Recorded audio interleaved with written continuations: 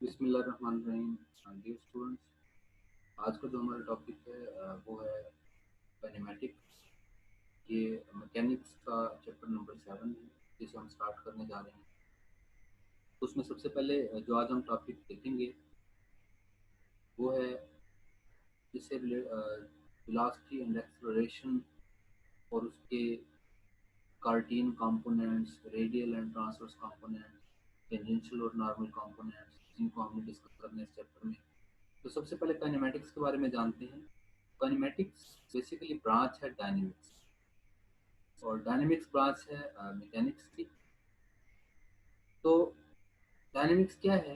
Dynamics is the branch of mechanics which deals with the motion of bodies. तो जो bodies, moving bodies को discuss कर रही होती है ब्रांच, उसको हम क्या नाम देते हैं? डायनेमिक्स का नाम देते हैं। इसी तरीके से हमारे पास जो बॉडीज एट रेस्ट हैं उनको मैकेनिक्स की एक ब्रांच डिस्कस करती है जिसका नाम स्टैटिक्स है। ओके, हमारा कंसर्न चूंकि काइनेमेटिक्स के साथ है, जो कि सब कैटेगरी बनती है डायनेमिक्स की, इसलिए यहाँ पर मैंने सिर्फ डायनेमिक्स की जो डेफिनेशन है राइट की है। इसकी हमारे पास टू डिफरेंट ब्रांचेस हैं। कौन कौन सी ब्रांचेस हैं? काइनेमेटिक्स और काइनेटिक्स।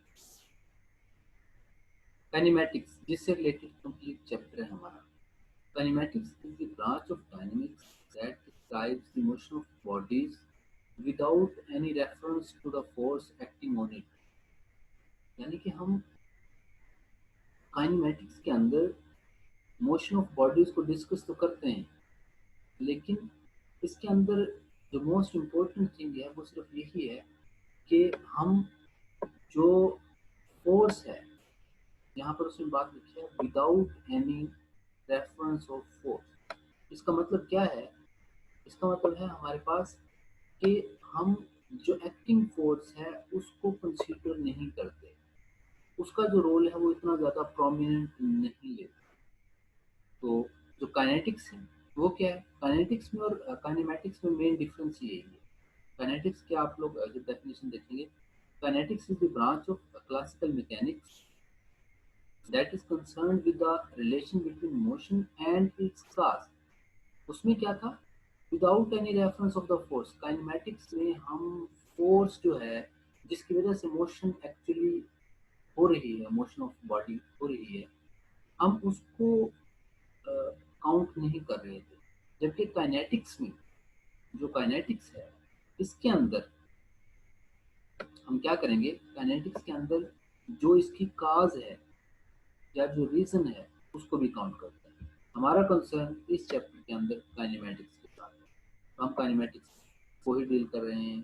फोर्सेस जो हैं, जो जिन फोर्सेस की वजह से बॉडी मूव कर रहा है, हम उनका रोल यहाँ पर नहीं देखते। तो हम क्या करेंगे? सबसे पहले अब हम इससे रिलेटेड जो चीज़ें हैं, वेलोसिटी एंड एक्सेलरेशन। सबसे पहले मोशन के अंदर हमारे पास ऑब्वियसली जो कंसर्न थिंग्स हैं उनमें सबसे पहले आ जाती है वेलोसिटी। वेलोसिटी के लिए ये डायग्राम सबसे पहले मैं डिस्कस कर देता हूँ।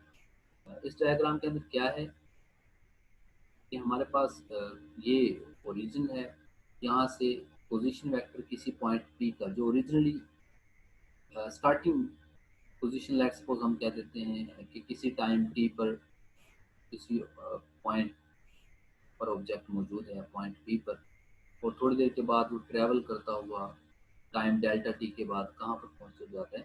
क्यू पर। Let's suppose initially the particle is at point P and after time delta t it reaches the point Q. Okay, initially its position vector was r, and after time delta t its position vector is r plus vr. Let a be a particle at time t, uh, and it's at position at the point p. Its position vector is r. It is the position vector when time is t. When time is t,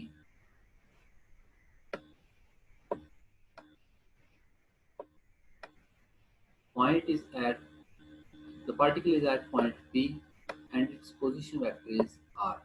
It means we are discussing about this position. Okay, after time delta t, point is moving from here, okay, यहाँ से Q पर पहुँच गया हुआ, तो क्या किया है, ट्रैवल किया है यहाँ पर टाइम डेल्टा टी के दौरान, तो क्या होगा, वो पोजीशन क्यू पर पहुँच गया। After time delta t let the particle be at point Q whose position vector is r plus dr, ये हमने वहाँ पर ड्रा किया हुआ है, तो उसकी जो इनिशियल नेक्स्ट पोजीशन है उसको उसका position vector r plus dr। तो हमें एक बात पता चल गई कि पी क्यू, ये ऊपर अगर आप लोग स्ट्रेट लाइन ड्रा करते हैं तो वो कॉर्ड को रिप्रेजेंट कर रहा है, इस कॉर्ड को, स्ट्रेट लाइन को, और अगर आप लोग कर्व लाइन रिप्रेजेंट करते हैं तो वो इस आर्क को रिप्रेजेंट कर रहा है। ये आर्क उसका ओरिजिनल पाथ है, जो डिस्टेंस है, और सॉरी इसको आप लोग एस कह सकते हैं, इसको हम किससे डिनोट करेंगे, एस से डिनोट कर सकते हैं, क्योंकि ये चेंज इन डिस्टेंस है, तो आप इसको डी एस कह सकते हैं। Okay, delta S. तो यहाँ पर हमने क्या किया है, डेल्टा आर उसका डिस्प्लेसमेंट है, डेल्टा आर उसका डिस्टेंस है, तो यहाँ पर पी क्यू कॉर्ड की बात हो रही है। Okay, P Q is equal to delta, the ratio delta r over delta t gives average rate of displacement of particles in term of delta t। Obviously जब आप लोग डेल्टा आर को delta T पे divide कर देंगे, क्या है, rate of change of displacement, average rate of displacement of a particle in term of time. If you decrease the time interval delta t, the displacement delta r will also decrease and the point q nearer to point p। इसको explain कर देता हूँ कि जब देखिए time ज़्यादा होगा तो टाइम पी से क्यू तक पहुँचा, अगर आप इसी टाइम को कम कर दें, इसी टाइम को अगर कम कर देंगे तो कम टाइम में हो सकता है क्यू पॉइंट हमें यहाँ पर मिले और नया पोजीशन वेक्टर यहाँ पे बने, थोड़े से कम टाइम पे हो सकता है कि ये यहाँ तक पहुँचे, ये पॉइंट क्यू बन जाए, अगर टाइम कम होगा तो तब हमारे पास जो कॉर्ड होगी ये लाइन। अब अगर मजीद टाइम कम कर दें तो हो सकता है पॉइंट क्यू यहाँ पर आ जाए, तब इसका पोजीशन वेक्टर ये होगा। ओके, इसी तरीके से जैसे जैसे टाइम कम करते जाएंगे वैसे वैसे क्यू पी की तरफ क्या होता चला जाएगा, शिफ्ट होता चला जाएगा। ये उसने बात यहाँ पर की है कि जब हम टाइम को डिक्रीज करेंगे, if we decrease the time interval delta t, the displacement del r will also decreasing and the point q is nearer to point p। तो point q जो है point p के करीब होता चला जाएगा, तो delta t approaches to zero. अब टाइम बहुत ही शॉर्ट होगा तो ऑब्वियसली पी और क्यू ऑलमोस्ट एक दूसरे के बहुत करीब पहुंच जाएंगे, यहीं पे तकरीबन क्यू आ जाएगा। तो ये कॉर्ड जो है और ये जो आर्क, ये जो कॉर्ड और आर्क दोनों एक दूसरे से कोइंसाइड कर जाएंगे, दोनों एक दूसरे के बहुत करीब आ जाएंगे। तो del r over del t define instantaneous velocity और simply velocity। तो जब आप लिमिट अप्लाई कर देंगे तो ये आप लोगों के पास velocity फार्मूला बन जाएगा, dr over dt, dr over dt is equal to, okay. तो इसका मतलब ये होगा कि arc rate, time rate of change of displacement जो है वो वेलोसिटी, ऐसे ही जो वेलोसिटी के अंदर चेंज है वो एक्सेलरेशन प्रोड्यूस करती है। तो हमने पहले जैसे डिस्प्लेसमेंट वेक्टर्स लिए थे, डिस्प्लेसमेंट बनाया था, ऐसे ही अब हम वेलोसिटी, लेट्स सपोज इनिशियली जब हमारे पास पार्टिकल मौजूद है, यहाँ पर इसकी वेलोसिटी जो है टाइम टी पर वेलोसिटी v है, जब वो नेक्स्ट पोजीशन एच प्राइम पे चला गया है तो तब उसकी velocity v plus del v है, तो इस दौरान जो उसकी वेलोसिटी में चेंज आई है that is delta v। Okay, after time t its velocity is v plus del v, इस दौरान जो चेंजेस आई है दैट इज डेल v। बिल्कुल वैसे उसने लिखा है कि velocity of a particle H H prime is equal to del V. तो जब आप लोग डेल वी को डेल टी पे डिवाइड कर देंगे तो ये rate of change of, average rate of velocity with respect to time आ जाएगी, एवरेज, सॉरी एवरेज एक्सेलरेशन, क्योंकि rate of change of velocity है, डिस्प्लेसमेंट नहीं है, v ओवर टी है, तो हम इसको कहेंगे average acceleration of the particle in time delta t. Same arguments लिखेंगे जैसे हमने पहले लिखे थे, क्या, कि if we decrease delta t, time को डिक्रीज करते चले जाएं, तो यहाँ पर भी बिल्कुल वैसे ही होगा, ये आप लोगों को नजर आ रहा है कि अगर मैं टाइम कम करूँगा तो एच प्राइम ज़्यादा दूर नहीं जा पाएगा, एच प्राइम यहाँ कहीं आ जाएगा, मेरे पास पॉइंट है यहाँ कहीं एच प्राइम आ जाएगा, यहाँ कहीं एच प्राइम आएगा, तो ये लेट्स सपोज एच प्राइम यहाँ। इसी तरीके से इसका जो फिर पोजीशन वेक्टर बनेगा ये बनेगा, और इसका जो एज के साथ जो कॉर्ड बनेगी वो ये। जैसे जैसे टाइम कम करते जाएंगे वैसे वैसे एज प्राइम एज के करीब आता जाएगा, और जब लिमिटिंग पोजीशन आ जाएगी कि टाइम बहुत ही शॉर्ट हुआ तो एज और एज प्राइम एक दूसरे को कोइंसाइड कर जाएंगे। इसका मतलब ये हुआ कि जब time when time is going to decrease, then h prime is approaching to h. Okay, if we decrease delta t, then del v will also decrease, and h prime is nearer to h. तो h prime और h एक दूसरे को approach कर रहे हैं, और इसी तरीके से when delta t approaches to zero लेंगे तो वो एक्सेलरेशन बन जाएगा। जब इसको लिमिट अप्लाई करेंगे तो ये value time rate of change of velocity equal to acceleration, ये आप लोगों के पास उसका आंसर आ गया। तो अब हमें पता चल गया कि अगर हमें डिस्प्लेसमेंट गिवन हो, आर गिवन हो, तो फिर हम उसका टाइम डेरिवेटिव ले लें तो वेलोसिटी आप लोग हासिल कर सकते हैं, ये जो हमारे पास मौजूद है।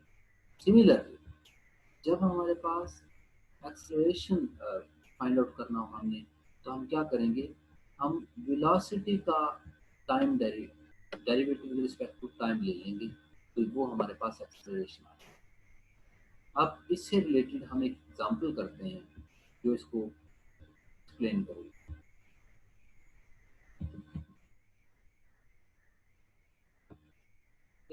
ये बुक से मैं एक एग्जांपल लेता हूँ।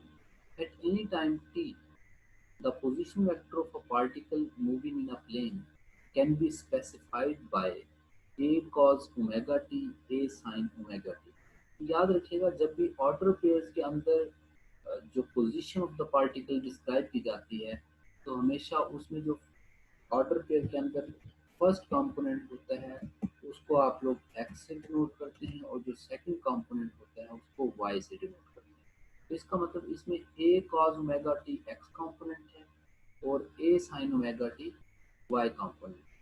तो आप इसको वेक्टर फॉर्म में भी लिख सकते थे कि एक्स यहाँ पर जो पोजीशन वेक्टर है आर, तो अगर आप लोग वेक्टर फॉर्म में लिखना चाहें तो यूँ भी लिख सकते हैं कि r is equal to a cos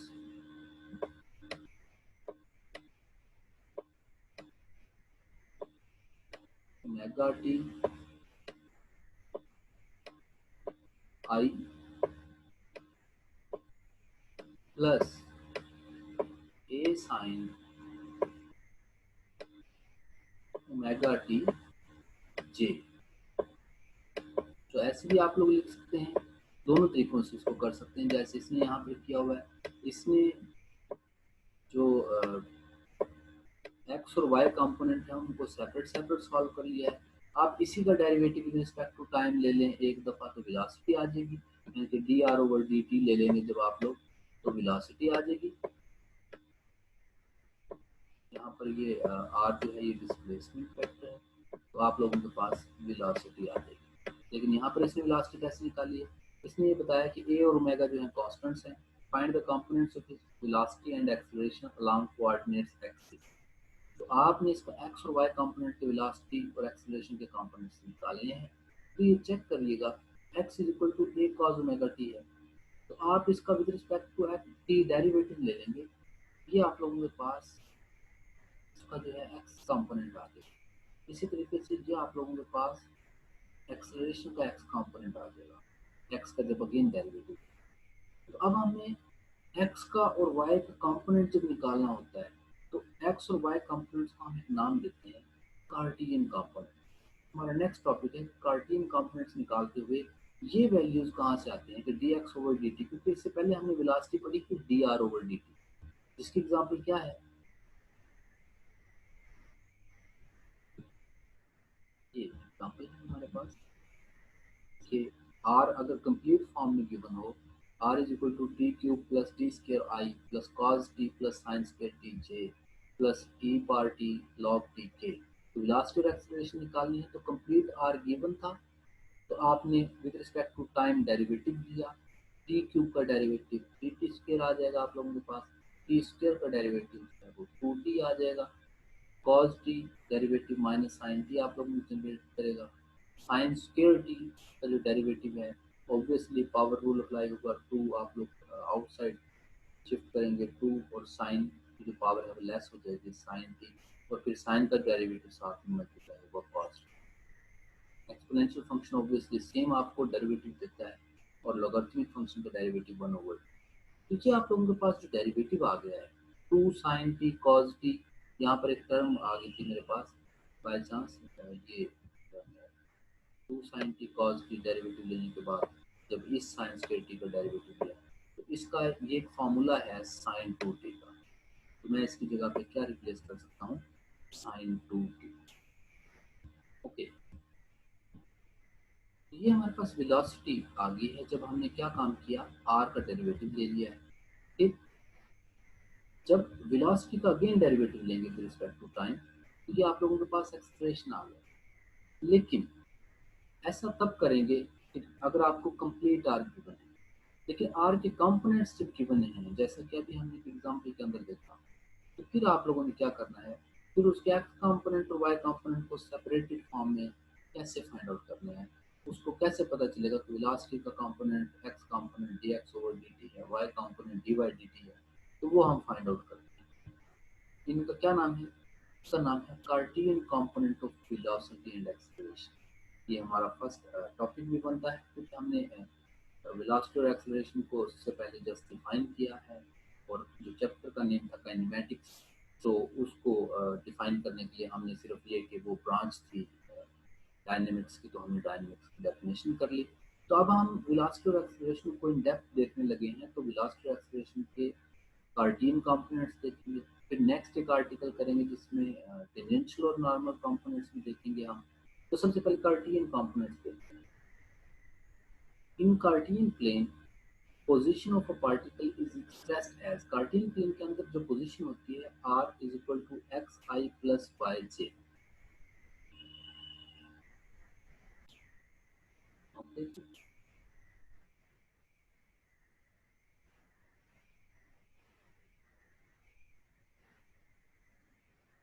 तो ये जो पोजीशन होती है हमारे पास कार्टियन प्लेन के अंदर, उसको ऐसे हम राइट कर सकते हैं कि ये एक्स एक्सिस है, ये वाई एक्सिस है हमारे पास।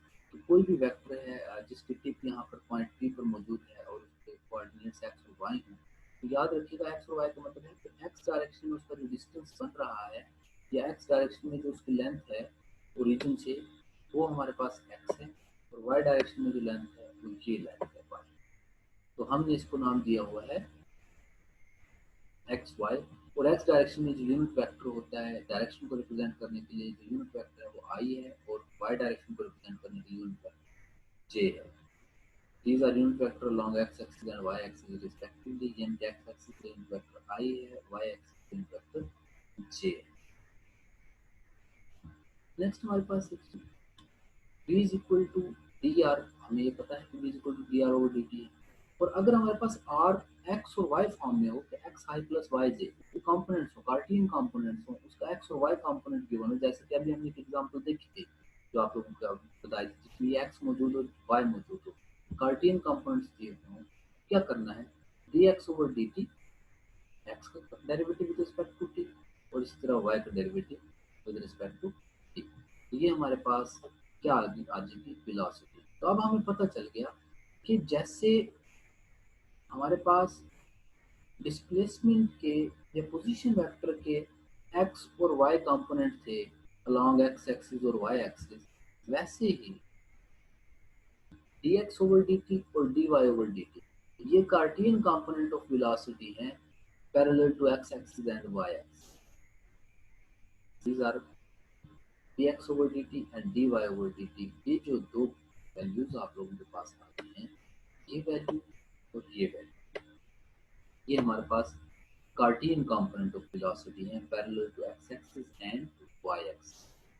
तो ऐसे ही नेक्स्ट हम देखेंगे इसकी मैग्नीट्यूड जब भी फाइंड आउट करनी है, तो मैग्नीट्यूड फाइंड आउट करने का प्रोसीजर ये होता है एक्स कंपोनेंट का भी स्क्वायर ले लेते हैं तो D X over D T का स्क्वायर आ जाएगा, क्योंकि एक्स कंपोनेंट हमारे पास यहाँ पर क्या है, एक्स कंपोनेंट यही है हमारे पास, और इसी तरह वाई कंपोनेंट हमारे पास ये है, तो इसका भी स्क्वायर ले लेंगे और ऐड करने के बाद स्क्वायर रूट तो उसकी वैल्यू। ओके, नेक्स्ट हम मूव करते हैं एक्सेलरेशन के लिए। एक्सेलरेशन होता है d we over D T. तो अब v की वैल्यू आप लोग फाइंड आउट कर चुके हैं in terms of Cartesian coordinates, और वो क्या थी, that was D X over D T I plus D Y over D T J. तो उस इसी वेलोसिटी की वैल्यू को यहाँ पर पुट कर दी और उसका derivative again with respect to time लेंगे तो क्या आ जाएगा, डबल डेरिवेटिव आ जाएगा। तो D two x over D T square I plus D two Y over D T square J, ये यूनिट वेक्टर्स हैं एक्स और वाई के, इसका मतलब ये एक्स का यूनिट वेक्टर है आई। तो D two x over D T square जो है हमारे पास, ये क्या है, ये मेरे पास एक्स कंपोनेंट ऑफ एक्सेलरेशन है parallel to x axis, and this is y component of acceleration है यहाँ पे। Okay. These are Cartesian components of acceleration parallel to x-axis and y-axis. क्या हमने जब वैल्यूज फाइंड आउट कर ली तो इससे रिलेटेड यही एग्जांपल आप लोग कर सकते हैं कि x और y था, ये x कंपोनेंट है और ये y कंपोनेंट है पोजीशन वेक्टर का। तो आप लोगों ने x कंपोनेंट पकड़ना है, उसका derivative with respect to time ले लेंगे, ये वेलोसिटी का x कंपोनेंट है, इसको उसने यहाँ पर राइट किया है। तो this is component of the velocity along X axis, उसने क्या किया, एक्स कंपोनेंट का डेरिवेटिव ले लिया विद रिस्पेक्ट टू टाइम, ऐसे ही अगेन उसका डेरिवेटिव ले लिया वेलोसिटी वाले का, तो फिर क्या आ गया है, एक्सेलरेशन का एक्स कंपोनेंट। कॉस का डेरिवेटिव माइनस साइन होता है, तो यहाँ पर जो उसने डेरिवेटिव लिया हुआ है कॉस का डेरिवेटिव लिया माइनस साइन, और ओमेगा टी एक्स की जगह पे ओमेगा टी है तो इस ओमेगा टी का derivative again with respect to t आएगा जो कि ओमेगा है, इस वजह से ओमेगा अपीयर होगा। नेक्स्ट टाइम डेरिवेटिव के दौरान अगेन ओमेगा अपीयर होगा और साइन का डेरिवेटिव कॉस आ जाएगा। ओके, तो y के लिए उसने खुद ही कह दिया है कि ऐसे ही y कंपोनेंट जो होगा हमारे पास y का डेरिवेटिव 2 टाइम्स देंगे कैलकुलेशन। नेक्स्ट ये है tangential and normal components of velocity and acceleration. पहले हम tangential and velocity, tangential and normal component of velocity check करते हैं कि वेलोसिटी के टेंजेंशियल और नॉर्मल कंपोनेंट्स कैसे फाइंड आउट किए जा सकते हैं। तो वेलोसिटी वेक्टर, वेलोसिटी जो है वो कैसे आप लोग शो करते हैं, वही उसकी डेफिनेशन लिखेंगे सबसे पहले कि v is equal to d are over D.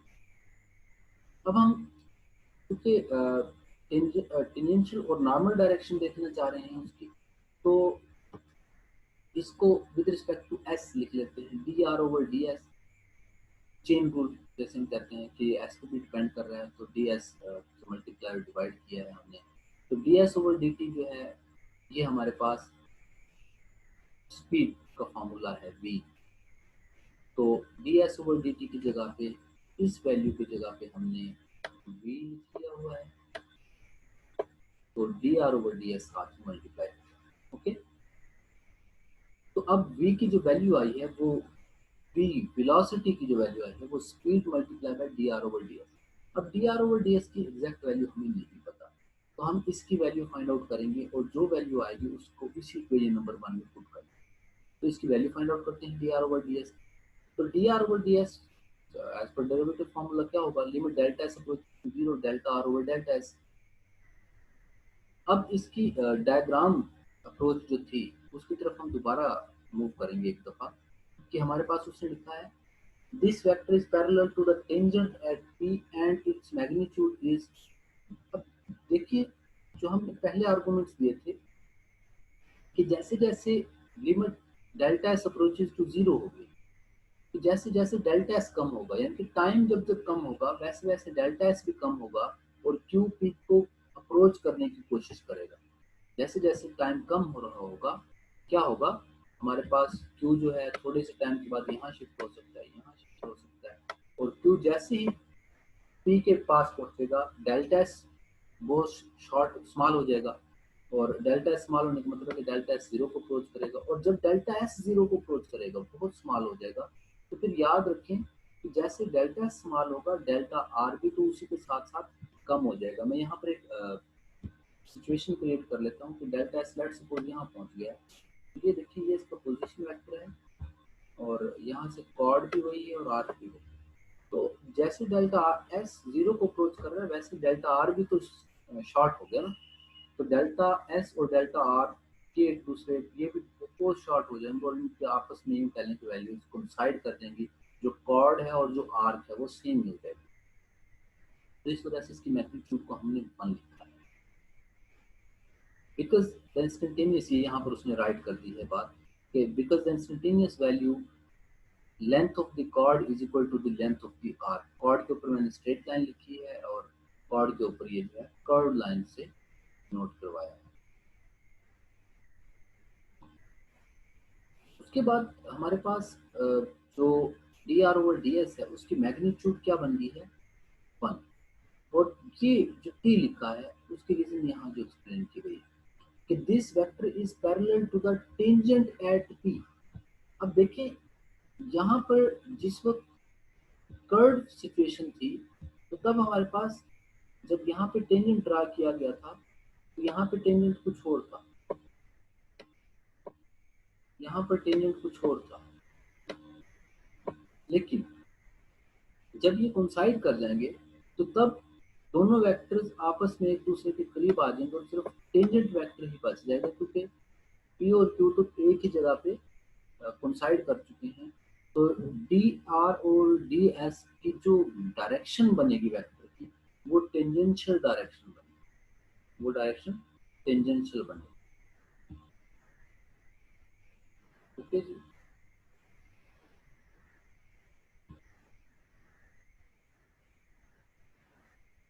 तो इस वजह से यहाँ पर हमने उसके साथ टी लिख दिया है कि D R over D S की वैल्यू जो मैग्नीट्यूड है वो वन आ गई है और जो यूनिट वेक्टर है वो टी टेंजेंशियल डायरेक्शन में आ गया है। तो इसको उसी इक्वेशन नंबर वन में हम पुट कर देंगे जो कि ये लिखी थी। ये v एज इट इज रहेगा, फिर D R over D S की जगह पे one dot T tangential vector, तो ये वी टी आ जाएगा मेरे पास। वेलोसिटी की वैल्यू क्या आ गई है, वी टी। अब यहाँ पर देखिए सिर्फ टेंजेंशियल कंपोनेंट अपीयर हुआ है, नॉर्मल कंपोनेंट तो अपीयर ही नहीं हुआ। तो हमने यहाँ पर वेलोसिटी का सिर्फ एक ही कंपोनेंट होता है और नॉर्मल कंपोनेंट यहाँ पर कोई मौजूद नहीं है। Okay, tangential normal component of acceleration.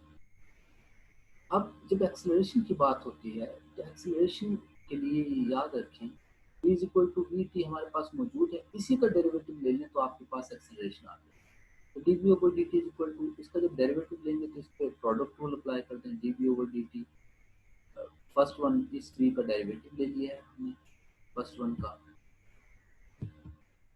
Three का derivative D we over D T और साथ में जो टी यूनिट वेक्टर है as it is plus v को हमने एज इट इज रखा है, टी यूनिट वेक्टर का derivative with respect to T, ये with respect to time, time को डिनोट कर रहा है ये टी। और टी हैट जो है ये बेसिकली टेंजेंशियल डायरेक्शन को रिप्रेजेंट कर रहा है यूनिट वेक्टर। अब हम ये देखते हैं ये बेसिकली डी टी हैट है वैल्यू, ये होगी T hat, D t hat इसकी वैल्यू एक्चुअली हम फाइंड आउट करना चाह रहे हैं। ये वैल्यू फाइंड आउट करने के लिए हम क्या लेते हैं, हमें पता है कि दो यूनिट वेक्टर्स का डॉट प्रोडक्ट होता है that is equal to one. Okay, क्योंकि पैरेलल वेक्टर्स हैं तो जब इनका डेरिवेटिव लेंगे दोनों साइडों पे तो इसका डेरिवेटिव प्रोडक्ट रूल ये होगा कि एक फर्स्ट वन का derivative second one as it is plus second one का derivative first one as it is. तो यहाँ पर ये जो वैल्यूज हैं दोनों सेम ही आएंगी और वन का कांस्टेंट डेरिवेटिव जीरो आ जाएगा। तो ये two times T dot D T over D T, तो ये हमारे पास T dot D T over D T, ये जो वैल्यू है टी है डॉट डी टी है over D T is equal to zero. अब ये वैल्यू हमें बताती है जब ये पहले वाला भी यूनिट वेक्टर है दूसरे वाला भी यूनिट वेक्टर है, यूँ कर लें कि दोनों ही वेक्टर्स हैं और दो वेक्टर्स का डॉट प्रोडक्ट अगर जीरो हो तो इसका मतलब दोनों एक दूसरे के साथ 90 का एंगल बना रहे हैं, they are orthogonal to each other. So it means t hat or dt hat over dt, they are orthogonal. Let unit vector in this direction dt hat over dt is n hat. हम ये कह देते हैं कि unit vector जो है इस direction में दैट इज एन है। ओके, अब टी है टेंजेंशियल डायरेक्शन है, इसके जो परपेंडिकुलर डायरेक्शन होगी उसको हम एन हैट कह देते हैं। और ये याद रखें कि जहाँ पे भी डायग्राम मौजूद थी पहले हमारे पास, ये डायग्राम है, तो जहाँ भी आप लोग टेंजेंट ड्रा करें इसका,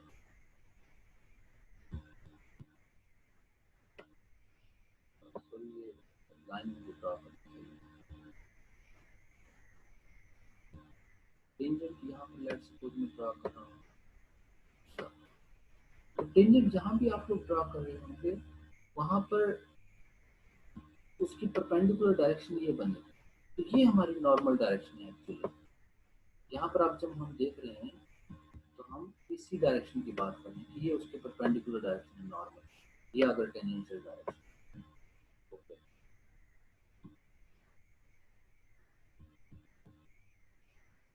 तो मैं D T over D hat over D T की जगह पे एन, उसका जो यूनिट वेक्टर है एन लिख दूंगा। तो इसका मतलब दोनों का यूनिट वेक्टर का डॉट प्रोडक्ट भी जीरो होगा। तो मैग्नीट्यूड, अब मुझे एक बात पता चल गई कि ये जो vector D t hat over D T है, इसका जो यूनिट वेक्टर है वो तो एन है, लेकिन इसको कंप्लीटली डिस्क्राइब करने के लिए मुझे दो चीजें चाहिए। एक तो इसकी मैग्नीट्यूड चाहिए, दूसरा इसका यूनिट वेक्टर चाहिए था। यूनिट वेक्टर मुझे पता चल गया कि इसका यूनिट वेक्टर तो है एन। अब इसकी मैग्नीट्यूड क्या होगी, अब हम इसकी मैग्नीट्यूड फाइंड आउट करने की तरफ जाएंगे, D t hat over D T. तो इसकी मैग्नीट्यूड फाइंड आउट करने के लिए हम limit delta T zero delta t hat over delta T. अब हम एक साई वैल्यू और एस, एस वही जो हमारे पास डिस्टेंस था, साई, जब हमारे पास पॉइंट पी पर अ, जब पार्टिकल पॉइंट पी पर था तो तब उसका कोई टेंजेंट होगा, और जब नेक्स्ट पोजीशन पे जाएगा तब उसका कोई टेंजेंट होगा। यहाँ पर मैं बात करता हूँ, लेट्स सपोज जब पॉइंट पी पे था तो यहाँ कहीं कोई टेंजेंशियल डायरेक्शन बन रही होगी, वो यहाँ पर ड्रा कर ले। तो लेट्स सपोज यहाँ भी कोई टेंजेंशियल डायरेक्शन बन रही होगी ऊपर, तो ये दोनों एक दूसरे के साथ एंगल बना रहे हैं। तो पहली वाली टेंजेंशियल डायरेक्शन को हमने टी हैट का नाम दे दिया और दूसरी टेंजेंशियल डायरेक्शन को t hat plus del T hat का नाम दे दिया। तो दोनों टेंजेंट्स के दरमियान पॉइंट पी पर और क्यू पर जो टेंजेंट्स हैं, पॉइंट पी पर जो टेंजेंट है लेट्स सपोज वो ये है, और अगले पॉइंट पर जो टेंजेंट है वो टी प्लस डेल टी है, और उन दोनों के दरमियान डेल्टा साई जो है वो एंगल है। तो उसी तरीके से हमारे पास डेल टी हैट उनका जो दरमियानी डिस्टेंस है, ये डेल एस है हमारे पास। तो जैसे जैसे टाइम कम होगा दोनों टेंजेंट भी कोइंसाइड करेंगे, तो del s over del t की जो रेशियो है वो सेम हो जाएगी, ये दोनों वैल्यू सेम हो जाएंगी। तो यूं कह लें कि ये आंसर हमारे पास वन आ जाएगा जैसे हमने पहले किया था। तो जो मैग्नीट्यूड फाइंड आउट करते हुए हमने फार्मूला लिखा था उसमें D S over D T जो है इसको हमने क्या कर दिया, ये वैल्यू तो वन। अब हमारे पास del T hat over del psi और del psi over del S बच गया।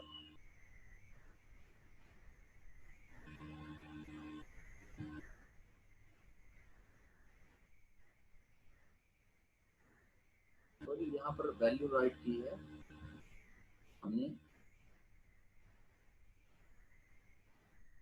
डेल एस और डेल टी की दोनों वैल्यू जो है वो सेम हो जाएंगी।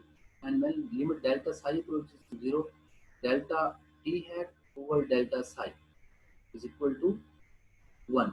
कि ये जो यूनिट वेक्टर की जो चेंजेस हैं विद रिस्पेक्ट टू साई, ये क्या हो जाएंगे हमारे पास, वन हो जाएंगी। तो बाकी दोनों वैल्यूज हमारे पास बची हुई हैं। उसमें से D S over D T जो है वो वैल्यू हमारे पास स्पीड है एज इट इज। तो D Sai over D S क्या है, अब डी साई बेसिकली जो रेट ऑफ चेंज ऑफ ये हमारे पास दोनों टेंजेंट्स के दरमियान का एंगल है डी साई। तो डी एस क्या है, ये हमारे पास जो आर्क लेंथ है। तो D sky over D S जो है वो arc rate of change of tangent हम कह सकते हैं, या यूँ कह सकते हैं कि it is the change of tangent with respect to arc, arc rate of change of tangent. और इसका एक स्पेसिफिक नेम है जिसको आप लोग कैपा डिनोट करते हैं, ये के नहीं कैपा डिनोट करते हैं इसको। ठीक है जी। तो d T over D t hat over D t को डिनोट कर सकते हैं v kappa n hat, where n is the unit vector. ये हमने कहाँ से लिखा है, ये मैग्नीट्यूड वी कैपा आ गई। और जो हमने पहले एक इक्वेशन देखी थी,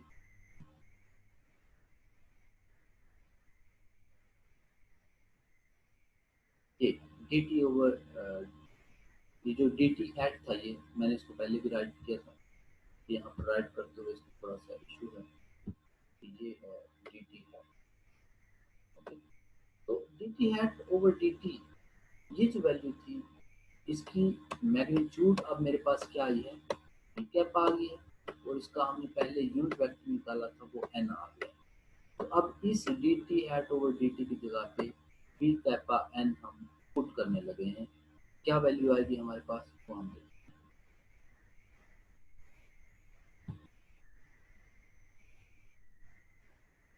तो ये मेरे पास वी कैपा एन यहाँ पर पुट करने के बाद वी स्क्वायर कैपा एन आएगा।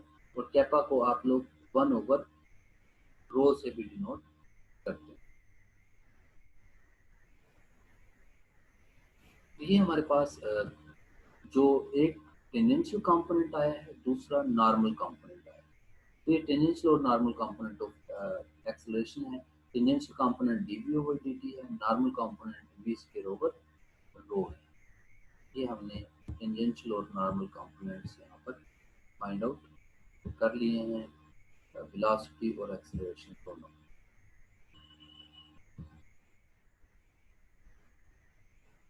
ओके, यहाँ पर जो हमने रो वैल्यू लिखी है, कैपा को कर्वेचर का नाम दिया है हमने, और जो रो है that is 1/, kappa this is radius of curvature of the path of the particle. तो ये दोनों वैल्यूज हैं। नेक्स्ट लेक्चर में इनका फार्मूला भी हम देखेंगे कि इनको किससे डिनोट करते हैं।